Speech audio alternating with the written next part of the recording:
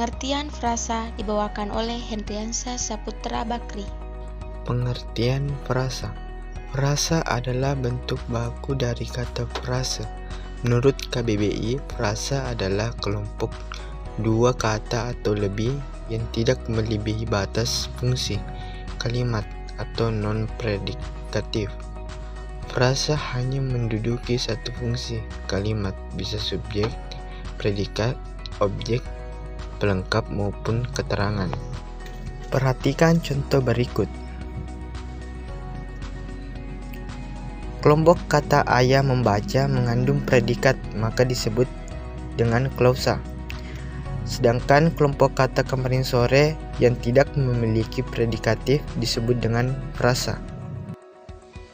Ciri-ciri frasa dibawakan oleh Andi Muhammad Yuda. Ciri-ciri frasa. Yang pertama, terdiri setidaknya minimal dua kata atau lebih. Yang kedua, menduduki atau memiliki fungsi gramatikal dalam kalimat. Ketiga, dalam frasa harus memiliki satu makna gramatikal. Dan yang terakhir, frasa bersifat non-predikatif. Pembagian jenis-jenis frasa dibawakan oleh Putri Rabiatul Adawiyah. Jenis-jenis frasa. Jenis-jenis frasa terbagi atas 3, yaitu pertama, berdasarkan hubungan antar unsur frasa, yang kedua, berdasarkan jenis kata, dan yang ketiga, berdasarkan makna frasa. Berdasarkan hubungan antar unsur frasa terbagi atas frasa endosintesis, yaitu frasa koordinat, frasa atributif berimbuhan, dan frasa apositif. Yang kedua, frasa eksosentris.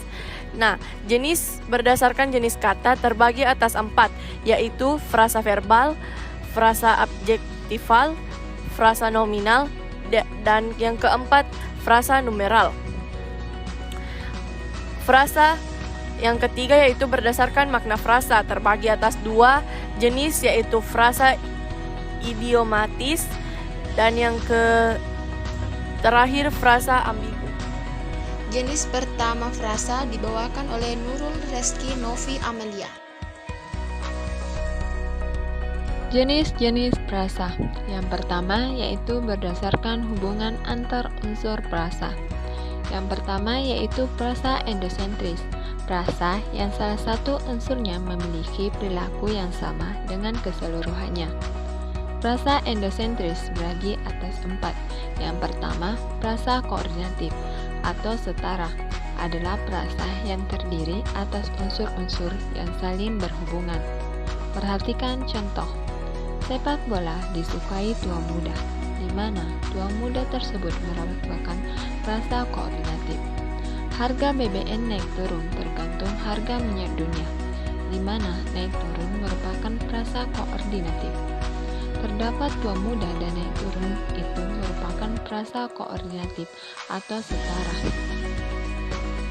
Yang kedua yaitu frasa atributif atau bertingkat. Di dalam frasa atributif terdapat 2 unsur, yaitu unsur diterangkan dan unsur menerangkan. Perhatikan contoh. Calon mahasiswa memadati lapangan untuk gladi bersih, di mana calon mahasiswa merupakan frasa atributif. Lanjutan jenis pertama dibawakan oleh Nurlela. Baik, saya akan melanjutkan materi mengenai jenis frasa berdasarkan hubungan antar unsur frasa yang bagian pertama yaitu frasa endosentris. Yang bagian C yaitu atributif berimbuhan. Atributif berimbuhan adalah pada frasa ini diberikan imbuhan. Contohnya pada kalimat Karang Taruna sedang menggelar rapat tertutup. Contoh atributif berimbuhan yaitu terletak pada kata rapat tertutup. Selanjutnya yang bagian D yaitu apositif adalah frasa yang sifatnya dapat saling menggantikan. Contoh kalimat Joko Widodo Presiden Indonesia mengadakan pertemuan di Arab Saudi. Contoh frasa apositif terletak pada kata Presiden Indonesia. Jenis frasa berdasarkan hubungan antar unsur frasa yang kedua yaitu frasa eksosentris. Frasa eksosentris adalah frasa yang salah satu unsurnya adalah reposisi atau kata depan. Contohnya kalimat kami akan pergi ke puncak, saya telah tiba di Bone. Contoh frasa eksosentris itu terletak pada kata ke puncak dan di Bone. Jenis kedua dibawakan oleh Elviani Nugraha. Jenis kedua pada frasa berdasarkan jenis kata yang terbagi atas 4. Yang pertama, verbal. Verbal adalah frasa yang salah satu unsurnya mengandung kata kerja. Contohnya, telah tiba dan sedang memasak. Yang kedua, frasa objektifal, yaitu frasa yang unsurnya mengandung kata sifat. Contohnya, baik, sombong, dan cerdas. Yang ketiga, frasa nominal, yaitu salah satu unsurnya mengandung kata benda. Contohnya, sekolah. Yang keempat, frasa numerial adalah frasa yang salah satu unsurnya mengandung kata bilangan. Contohnya, 5 hektar dan 17. Jenis ketiga dibawakan oleh Sarmilawati. Berdasarkan makna frasa. Yang pertama, frasa idiomatis atau makna kiasan. Frasa ini bukan arti sebenarnya, tetapi menjadi makna baru. Contohnya yaitu naik darah, dapat diartikan sebagai marah.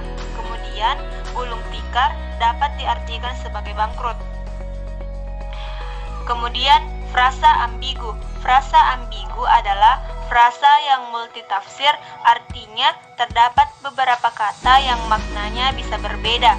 Contohnya, lukisan Abdullah bisa diartikan lukisan karya Abdullah atau lukisan tentang gambar Abdullah. Itulah pemaparan materi dari kelompok kami mengenai frasa bahasa Indonesia. Jika ada kesalahan, mohon dimaafkan. Assalamualaikum warahmatullahi wabarakatuh.